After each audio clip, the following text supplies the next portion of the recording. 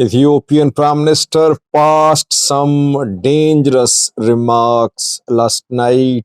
The fourth part of his interview was broadcast last night. Three uh, parts of the interview are very controversial. What is the Prime Minister saying? And what he said, is it a recipe for disaster in Ethiopia and in the Horn of Africa?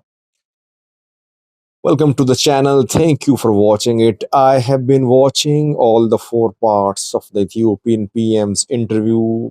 He spoke for around 5 hours in these four parts of his interview, which was broadcast over the last 4 days by Ethiopian state media. Interestingly, the number of viewers, total views, not very high. Fana TV, ETV, Office of Prime Minister, all Ethiopian state and state-backed organizations aired the four parts of the interview, but views were not very significant. The most dangerous part of his interview came at the end of his talk. Last night's talk, around 74-minute long talk, when he talked about access to sea. He said that his interest, his desire for Ethiopia to gain access to sea is not new. He's been writing about it for the last 15 years. And the way Ethiopia lost access to sea, it was unjust.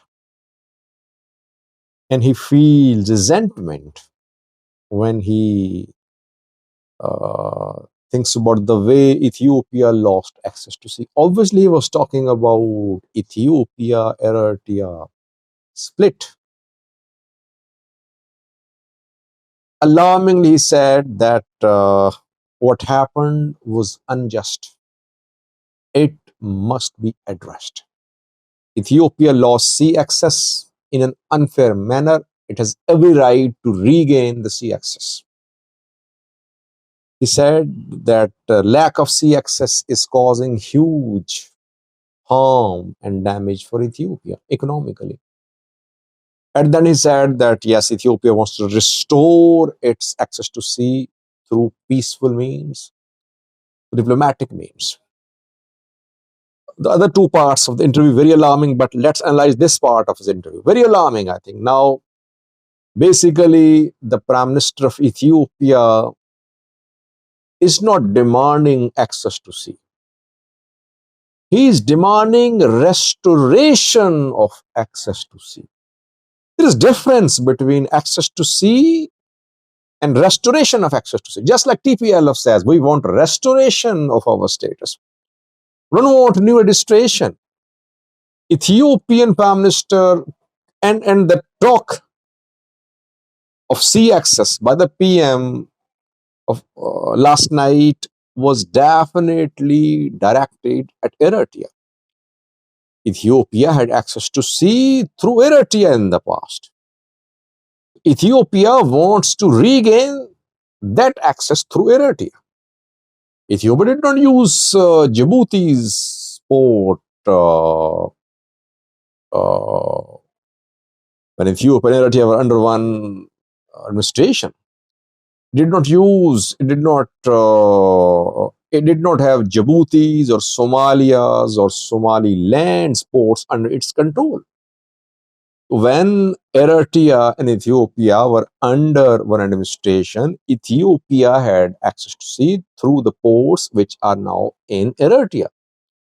It means the talk, last night's talk, was specifically focused on Eritrean ports. Ethiopia wants to regain access to sea through Eritrean ports, not through Somalia, not through Djibouti, not through Kenya, not through Somaliland.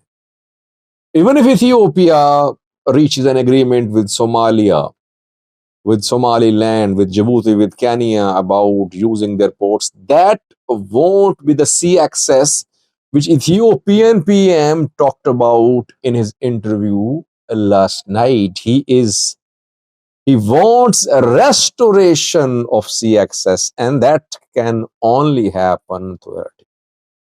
So we can say that last night Ethiopian PM officially made a claim to Eritrean ports, whether Massawa or Massa, whatever they are. It's a recipe for disaster, definitely. Ethiopia wants to redraw borders. It wants to force Eritrea to give away one of its ports to Ethiopia. So far, Ethiopia says that it wants access to sea through peaceful means. Why would Eritrea give away a port to Ethiopia through peaceful means? Eritrea doesn't want to talk to Ethiopia about this issue. Peaceful means is no means, by the way. It means if Ethiopia presses ahead with this narrative, it will put pressure upon Eritrea, diplomatic pressure. It might resort to military pressure, and that could lead to eruption of war. The two are on a collision course. I've been saying that for several months, but war is not imminent. Ethiopia working on multi-pronged strategy to gain access, not to gain access to sea, to restore access to sea. So from now on, we should say Ethiopia wants to restore its access to sea through Eritrea, which Eritrea says is a violation of Eritrean sovereignty and territorial integrity. Ethiopia wants to redraw the border between Eritrea and Ethiopia. Ethiopian talks of sea access through Somalia, Somaliland, Djibouti are a totally different matter. Alarming, I would say. Second part of the interview, which is very controversial for me, was his response to a question about security situation in the country. He said, the problems, the security situation, the armed conflict in Ethiopia are arising because of a mindset that war should be seized by force. This is what these armed groups are working for. There should be a change in the way people think how to seize power. Power should only be attained through peaceful political means, through free, fair, transparent elections.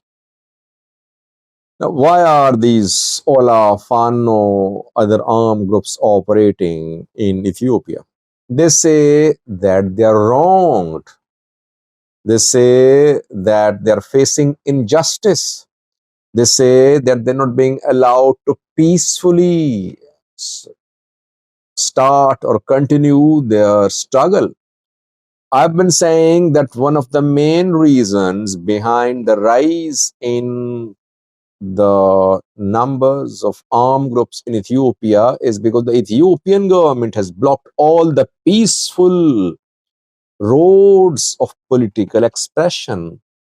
When political parties are not allowed, opposition parties are not allowed to exercise their right of political activity, when political activists are imprisoned, when dissenting voices are silenced, when opposition politicians are forced to go into exile or then thrown into prisons.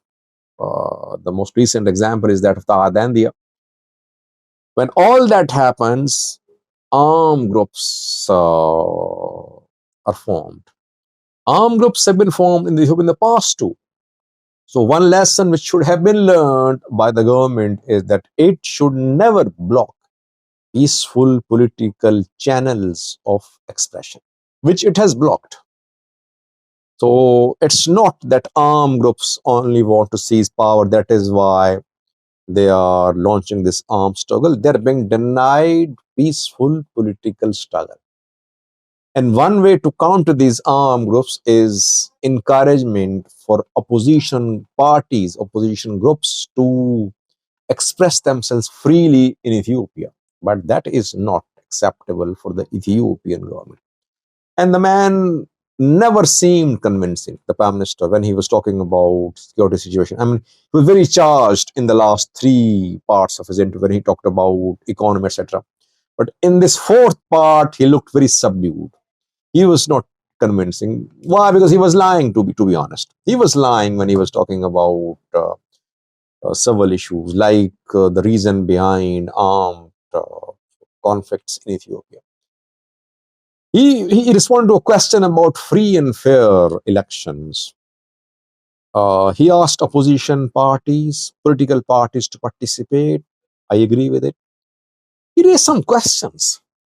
I'm trying to understand why he raised the questions, three questions about the election. He said, will meaningful number of people come out to participate? Will media play a neutral role in reporting about the election? How will the external actors who don't mean well for Ethiopia respond to this process in Ethiopia? What did he mean?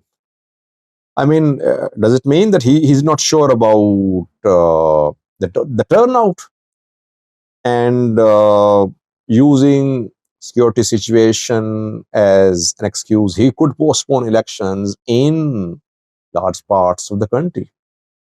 And why is he looking towards external actors? No matter how they respond, Ethiopia must conduct election in a free, fair, transparent manner. External actors will definitely try to create problems for Ethiopia. Ethiopia needs to ensure the transparency of elections so that there is no external player to raise a question about it. But if the process is not inclusive, it's not transparent, it will give external actors an excuse or a justification to question the process of the election, which will happen because last time we saw that election process, the campaign were not transparent. Opposition parties boycotted. PP ran against PP. The Prime Minister got himself elected. Things changing this time, I think. Last night's virtual meeting is indicating things could change. I'll do a video in coming hours about last night's virtual meeting too. But Prime Minister's last night's interview, fourth part of the interview, was very unimpressive, I would say. What he said about CXS is basically a recipe for disaster, recipe for war between Eritrea and Ethiopia. Thanks for watching.